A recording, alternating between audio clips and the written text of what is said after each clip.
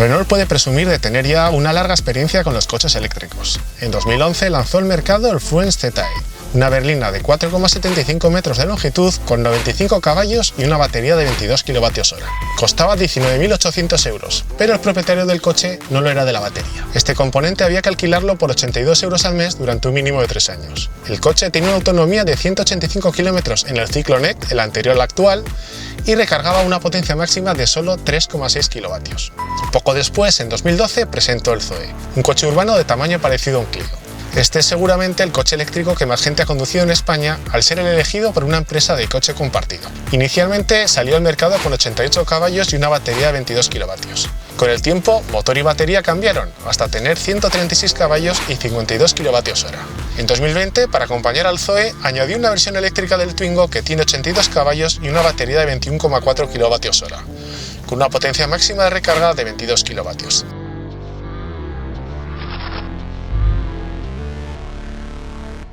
Y en 2022 ha llegado este Megane. Megane es un coche exclusivamente eléctrico en esta generación. Es un coche tecnológicamente maduro bajo mi punto de vista. Un coche muy recomendable para quien quiera uno eléctrico y no vaya a buscar algo de precio desorbitado. He hecho más de 2.000 kilómetros con él, lo he conducido por ciudad, por carretera y por autopista, y con sus defectillos que él los tiene, me parece un coche muy recomendable. Y tiene una autonomía homologada, según la versión, de entre 300 y 470 kilómetros. El Megane ha sido construido sobre la plataforma exclusiva para coches eléctricos CMF-EV. Es la misma que Nissan emplea para la Ariya. Pero Renault, curiosamente, sigue sin hacer lo que han hecho otras muchas marcas: lanzar al mercado un coche eléctrico enorme, con una batería enorme y un peso también enorme. El Megane es un turismo de 4,2 metros de longitud, 1,77 de anchura y 1,51 de altura. Por longitud está justo entre un Clio y un Megane de combustión. Es más estrecho que cualquiera de los dos y unos 6 centímetros más alto. Y esa mayor altura no es solo un tema de estilo y de diseño, es porque se utiliza para dar cabida a la batería. La batería en este Megane va, como en casi todos los coches eléctricos, situado bajo el piso. Ocupa 11 centímetros de altura, lo que es solo la batería, y 18 si se tiene en cuenta el sistema que la refrigera. Desde fuera aparentemente no se nota, pero al abrir la puerta y pasar al interior vemos que el piso del habitáculo está prácticamente a la misma altura que el marco inferior de la puerta, no hay desnivel. Yo no me he sentido incómodo al volante y la postura de conducción no me ha llamado la atención ni para bien ni para mal.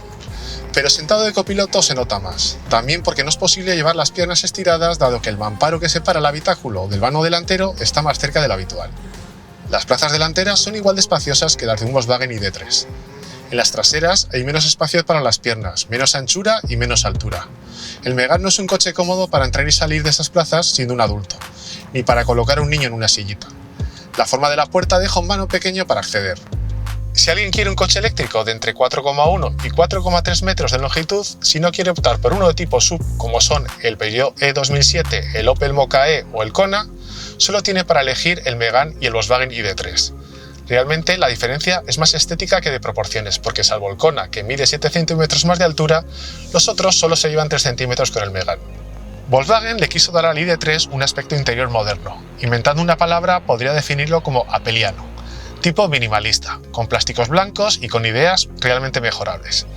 Renault, en cambio, ha lanzado un modelo eléctrico que podría ser perfectamente de combustión y no solo no ha cometido esos fallos de Volkswagen, sino que además ha hecho cosas mucho mejor. En Renault han decidido, en vez de optar por un diseño minimalista como el ID3 con una mini pantalla con muy poquita información, poner una pantalla de tamaño habitual con la información habitual.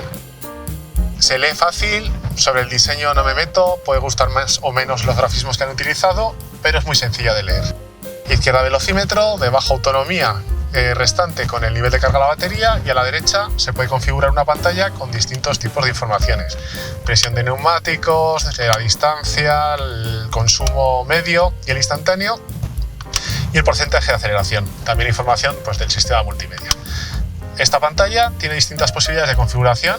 Esta que estáis viendo, esta otra que se muestra el mapa y una tercera así como muy minimalista de diseño, en el cual se reduce todavía más los gráficos que aparecían en la principal, que era esta otra.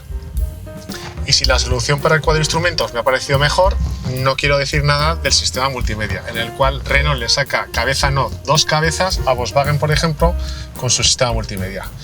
Renault utiliza una plataforma bajo Android Automotive, Como veis, aquí en la pantalla principal tenemos Google Maps y dos pequeños widgets, en este caso están configurados con el Android del móvil e información del vehículo. Tenemos un botoncito para entrar a los sistemas de audio, de sonido, un botón que da acceso en este caso a Android Auto, se puede conectar también a Apple CarPlay, va sin cables, está conectado a este móvil, sin cables, forma inalámbrica, está la bandeja de recarga. En este menú existen diversas opciones para instalar aplicaciones directamente desde Play Store, por ejemplo. Curiosamente no te deja instalar Waze, que es un navegador que a mí me gusta más que el de Google Maps y que es de Google, pero no deja instalarlo. Y en este último menú existen los widgets de los accesos a la configuración del vehículo. Desde la información del sistema eléctrico, por ejemplo, podemos ver aquí la configuración de los asistentes de conducción. ¿Por qué me gusta más? No me gusta más porque sea más bonito ni porque la pantalla sea más grande, es que funciona mucho mejor. El sistema no se atasca, no se te queda colgada la climatización y además pues hay que reconocer que utilizar Google Maps, es mucho más intuitivo para casi todo el mundo porque es lo que usamos nosotros en nuestros móviles. Y por último, Renault ha tenido el detalle de ponernos esta bonita hilera de botones mecánicos, que son las funciones que se usan habitualmente del climatizador, que en vez de tener que acceder a un menú, buscar con el dedo mientras se conduce y pulsar donde uno quiere. Esto es mucho más fácil, mucho más sencillo y mucho más seguro. Pero no en todo el Megane es mejor, o al menos a mí no me lo ha parecido. El ID.3 tiene una puesta a punto, para mi gusto, que es preferible. Es un coche con mejor tacto y sobre todo tiene una suspensión con un equilibrio más logrado entre dinamismo y confort. El Megane a veces es como la aguja de un tocadiscos que va subiendo y bajando por los surcos del disco, pues igual, va copiando las irregularidades de la carretera y te vas moviendo todo el rato en el coche, no son movimientos incómodos, pero ahí están todo el rato. Y me ha llamado la atención porque Renault, hay que reconocer que siempre ha sido muy buena en la puesta a punto de sus chasis. Y esto me conduce a otra característica de este coche, y es que pierde tracción con mucha facilidad. Lo noté muchísimo durante la presentación del coche, que fue en Andalucía, en unas carreteras más bien sucias, con el asfalto muy pulido. Y ahora que lo he conducido pues, por la zona centro de la península y por el noreste, no me ha ocurrido con tanta frecuencia, pero es cierto que en cuanto coges una carretera lenta e intentas ir ligero en algunas rotondas que no está el suelo en buen asfalto o en curvas muy cerradas, sobre todo cuando es en pendiente, si aceleras fuerte, el control de tracción tiene que actuar siempre sí o sí. Este punto lo comentamos con los ingenieros de Renault durante la presentación y nos dijeron que estaban trabajando en ello. De momento, al menos en estas primeras unidades, porque este Megane es de los primeros que ha llegado a España, no lo han solucionado. Otra cosa que no han arreglado y que no sabemos si al final cambiarán es una particularidad del pedal del freno. El pedal del freno se mueve cuando se varía la frenada regenerativa, es decir, si yo aumento la frenada regenerativa con las levas, el pedal se va hundiendo un poquito. Es como si tú, en vez de hacerlo electrónicamente, estuvieses haciéndolo con el pedal del freno. No pasaría nada si no fuese porque hay pequeñas oscilaciones, va moviéndose el pedal del freno poquito, en golpecitos pequeños, y esos golpecitos se transmiten al pedal del acelerador. Y es una sensación, cuando menos extraña, que vas notando que el pedal se mueve, vibra, hace cosas raras, y eso está ahí y no ocurre en otros coches eléctricos. Veremos si al final Renault, esto también pensaban pulirlo, lo acabarán consiguiendo o no. Otra cosa curiosa que pasa en esta unidad y que encontré en el coche de que conduje en la presentación es el ruido que hace la unidad de climatización. Cuando pones el coche en marcha, el compresor del aire acondicionado se pone en funcionamiento, es un compresor eléctrico, y se empieza a oír un zumbido muy alto. Reconozco que no tanto como en aquel coche que conduje a un ritmo directamente infernal bajo un calor horrible, y entonces tenía mucha exigencia seguramente no solo del climatizador, sino de climatizar la batería. Pero durante estas semanas de prueba del coche, que ha sido el mes de agosto con mucho calor, también cada vez que arrancas el coche, si un ruido es un ruido molesto, en cuanto desconectas el compresor del aire desaparece y luego lo conectas y el rato vuelve a encenderse. Está ahí, no es insoportable, pero es un sonido, un ruidito que te acompaña y que tampoco se oye en otros coches de este tipo. Las prestaciones que hemos medido a este Megane han sido muy buenas. Ha tardado 4,1 segundos en pasar de 80 a 120 km por hora. Son 8 décimas menos de lo que tardaron el Hyundai Ioniq 5 o el Nissan Leaf de la misma potencia. También ha sido más rápido que un Volkswagen ID.3 Pro Performance de 204 caballos, exactamente un segundo más rápido. Podía seguir citando coches eléctricos de su tamaño y potencia, pero todos han sido más lentos que él. Incluso si lo comparamos con coches de combustión, resulta que para igualarlo hay que comprarse un Ford Fiesta ST 200 caballos, un coche más pequeñito de carácter deportivo, o si te compras un Volkswagen Polo GTI, resulta que este Megane también te gana en esa medición y te saca 4 décimas. Todos estos datos los podéis ver tranquilamente en nuestra web si pulsáis dentro de cada prueba de cada coche en el apartado de mediciones propias. Y ahora que os he contado que este coche corre, os voy a contar si gasta. Pues gasta, pero gasta poco. De hecho, es uno de los eléctricos de este tamaño que menos ha gastado, como podéis ver en la tabla que estará apareciendo en la pantalla. Hemos conducido el coche por ciudad, por carretera, por autopista y en todas las circunstancias es un coche de consumo bajo.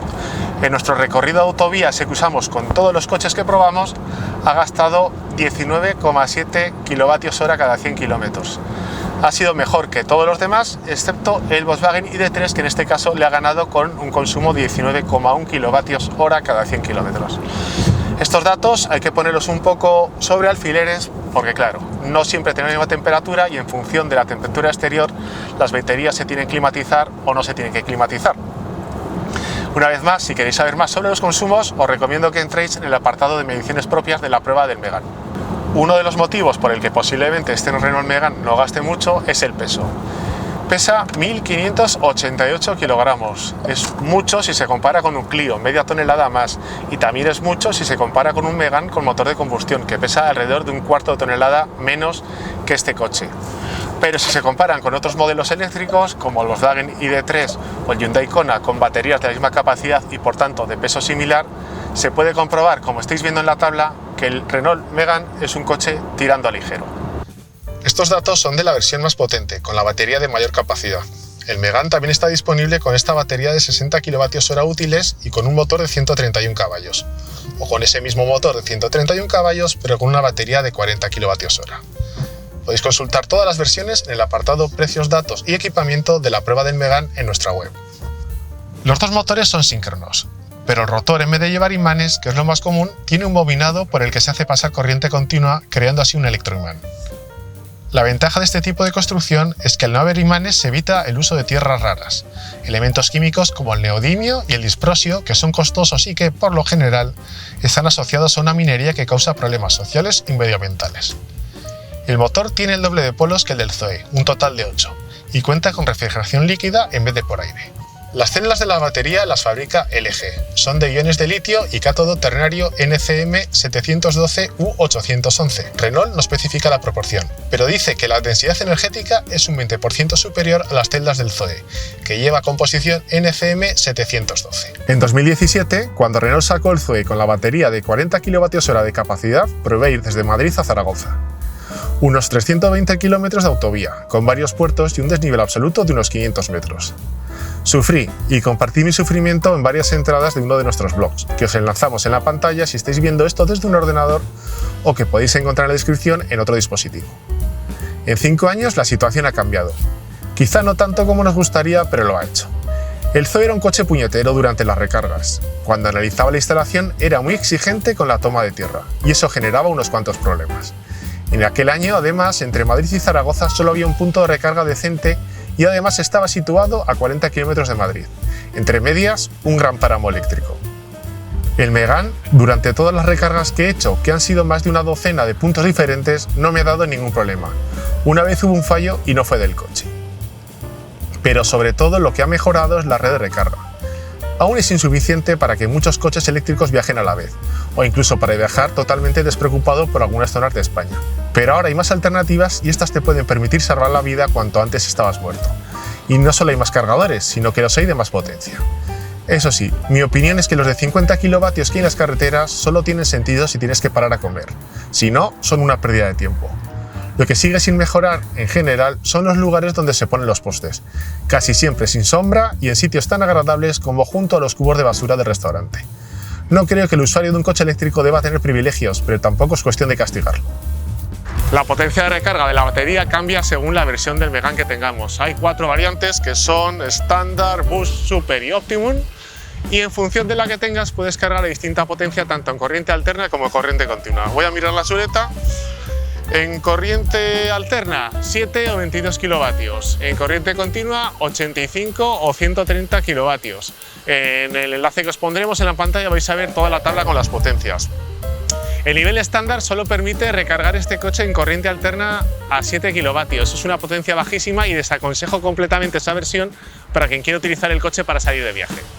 Cuando se conecta un cargador, el testigo pasa de color anaranjado a azul si todo va bien. En el cuadro de instrumentos se advierte de la autonomía, el tanto por ciento de carga de la batería y el tiempo estimado para finalizar la carga. Si en el menú del coche se ha configurado que cargue hasta el 100%, muestra dos datos, el tiempo hasta este 100% y el tiempo hasta el 80%. No es una mala idea, sino todo lo contrario, dado que el tramo final es mucho más lento y el usuario tiene más fácil valorar si le compensa esperar o no. Como conclusión a esta videoprueba, de la cual podéis encontrar más información en nuestra página web, diré que el Renault Megane, bajo mi criterio, es un coche eléctrico muy recomendable dentro de una gama de precios normal. Tiene defectos, tiene virtudes, en general el resultado es bueno, satisfactorio y sobre todo es un coche eléctricamente eficiente, con un consumo razonable que permite hacer desplazamientos largos. Así que si os gusta, me parece un coche muy recomendable.